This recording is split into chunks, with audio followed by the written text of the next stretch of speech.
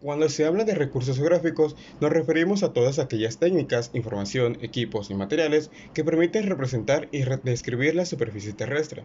Así, son muchos los recursos tecnológicos para el análisis geográfico que hay hoy en día, y la mayoría han evolucionado mucho desde que se inventaron. Un ejemplo de lo anterior mencionado es Google Maps. Proporciona imágenes de mapa y fotos satelitales, entre otras cosas. Se fundó en 2005 como un servicio de mapas web y en 2008 se convirtió en una aplicación para Android. Con el tiempo evolucionó para ofrecer mejores características a sus usuarios.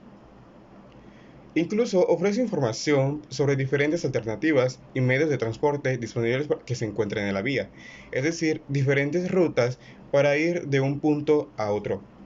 En resumen, sirve para que los usuarios puedan buscar negocios o servicios y, como dije anteriormente, cómo llegar a ellos. La precisión del servicio es lo que lo hace importante en cuanto a los datos de ubicación. Y para tener tal precisión, Google usa una tecnología de rastreo que es relativamente moderna, ya que el sistema de Global Positioning System, por sus siglas en inglés GPS, empezó a desarrollarse en 1973 utilizando una serie de 24 satélites, funcionando así en 1993, aunque solo era para uso militar. Ya en 1996 funcionó de manera civil. El espacio geográfico. El espacio geográfico representa a todo aquel espacio accesible a la sociedad, cualquier punto de la superficie terrestre que sea afectado o que afecta de alguna manera a la humanidad. Este se divide en 6 partes, las cuales son lo urbano, lo rural, los paisajes, la región, el territorio y el lugar, más bien. El primero, el urbano. México es un país donde la mayor parte de la población vive en centros urbanos. Para ser más específicos, es el 80% de la población mexicana. Ellos viven en ciudades grandes o zonas metropolitanas, principalmente el norte del país. Posteriormente sigue la rural, que son aquellas zonas geográficas que tienen menos de 2.500 habitantes en comunidad. Como dato más bien curioso, es que en 1950 la cantidad de personas que habitaban en comunidades rurales representaba el 57% del total de la población del país. En 1990 era el 29% y ya para el 2020 se ubicaba en un 21% aproximadamente. Ahora en los paisajes, gran parte del territorio mexicano es la selva. Este es uno de los principales paisajes naturales más bellos del país, con una gran biodiversidad. Este paisaje se encuentra en el Golfo de México, la Huasteca y de igual manera en la península de Yucatán. Correspondiente a su región, México pertenece a la región conocida, conocida como Latinoamérica.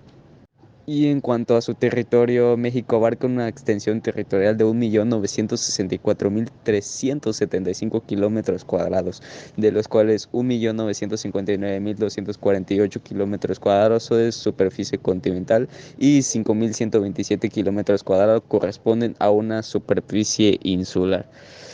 Lugar. México es un país localizado en el extremo meridional de América del Norte. Este tiene una costa oriental bañada por el Golfo de México, el Mar Caribe, que forman parte del Océano Atlántico. Empezaremos con lo natural, que como se sabe bien, en México se va contando con muchos recursos naturales y son de varios tipos, así como muchos son para explotar, otros son fundamentales en la economía, ya que son utilizados por el cultivo de alimentos, ganadería, suministros de agua, exportaciones, etc. En lo político, sabemos que Andrés Manuel López Obrador ha sido desde 1 de diciembre de 2018 y es de Morena. Y sabemos que el gobierno de López Obrador ha hecho de las reformas económicas una prioridad, incluidas en las reformas legislativas en los sectores de energía, finanzas, impuestos y comunicaciones. Él en su objetivo general de una distribución más equitativa del ingreso. En México se tiende un sistema multipartidista, ya que la transición del pluralismo democrático va desplazándose al centro del poder político, del ejecutivo al legislativo al democrático, no al gobierno local, perdón. Y los principales partidos que hay son Morena, PAN, PRI, y se sabe que el nombre oficial de México es Estados Unidos mexicanos, ya que es una república federal basada en una democracia presidencial. Hablando de un poco de lo social. En lo social podemos encontrar los factores como la demografía, costumbres, tradiciones, expresiones sociales, organización política, administrativa de un país, ya que nos ayuda a comprender su relación directa con los habitantes constituyentes, ya que en México, con una población de 126 millones, México es el 11º país más poblado en el mundo y el tercer país más poblado de América, después de Estados Unidos y Brasil. El 80% de la población vive en áreas urbanas y este número ha aumentado en los últimos años. Esto se debe principalmente a la migración de campesinos a las ciudades en busca de mejores condiciones de vida. En lo particular, en lo económico, sabemos que la economía de México es diversa e incluye industrias de alta tecnología, producción de petróleo, minería y manufactura.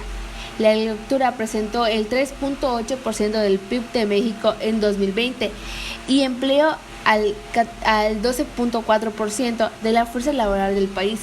En 2019, según los últimos datos del Banco Mundial, México es la 7ª potencia agrícola más grande del mundo y uno de los mayores productores de café, azúcar, maíz, naranjas, aguacates y limones del mundo. La agricultura seguirá creciendo en 2021 principalmente debido al aumento de las exportaciones de alimento a los Estados Unidos, aunque el sector agrícola se ve afectado por sequías ocasionales y otros problemas relacionados con el clima. Para finalizar con este tema, terminamos, mejor dicho, con lo cultural, que se sabe que en México es un país profundamente arraigado en las tradiciones mesoamericanas y muchas de las costumbres, gastronomía y los bailes actuales del país se han transmitido de generación en generación a lo largo de los siglos como grandes tesoros familiares. El culto a los muertos, que particularmente lo conocemos como el Día de Muertos, y eso ha hecho una reflexión muy clara, ya que es una de las celebraciones más conocidas. Y pues de mi parte sería todo.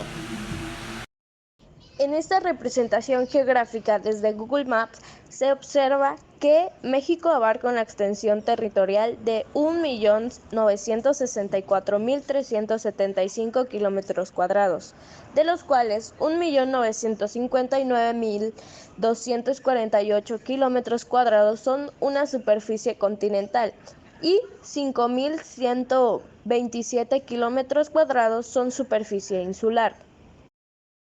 Las coordenadas son que este cuenta al norte con 32 grados, 43 minutos y 6 segundos, latitud al norte, en el monumento 206 en la frontera con los Estados Unidos de América, con 3.152.90 kilómetros. Al sur cuenta con un ángulo de 14 grados, 32 minutos y 27 segundos. En la desembocadura del río Suáchite, frontera con Guatemala, a 1.149.8 kilómetros. Al este con el ángulo de 86 grados, 42 minutos y 36 segundos. Longitud al oeste, en el extremo suroeste de la isla Mujeres. Y por último tenemos que está al oeste con un ángulo de 118 grados, 27 minutos y 24 segundos. En la punta de Roca Elefante de la isla Guadalupe en el Océano Pacífico. México está compuesto de 31 estados y un distrito federal. Tiene como fronteras Estados Unidos de América, Guatemala y Belice, que tiene un total de 4.301 kilómetros.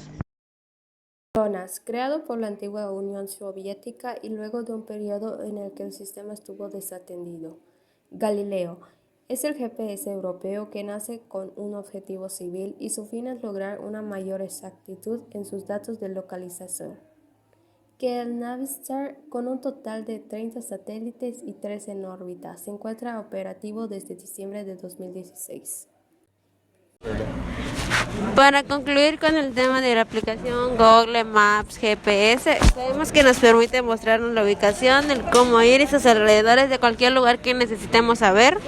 Te muestra instrucciones, el tráfico, la ruta más rápida y en la que puede llegar en el mismo tiempo, pero por diferentes calles. De la misma manera, podemos decir que aprendimos sobre la importancia, usos, antecedentes, elementos y espacios geográficos de la aplicación. Todos nosotros ya habíamos usado la aplicación por lo mínimo una vez, pero al investigar, ver y leer sobre el tema se nos hizo demasiado interesante y empezamos a entender conceptos que no le tomábamos importancia y nos daba igual. Recordamos elementos vistos en primaria y en primer año de secundaria. Pudimos observar cómo las sociedades van cambiando por medio de las imágenes que se muestran cuando te pones a observar las calles, por lo que ya sea que mejoren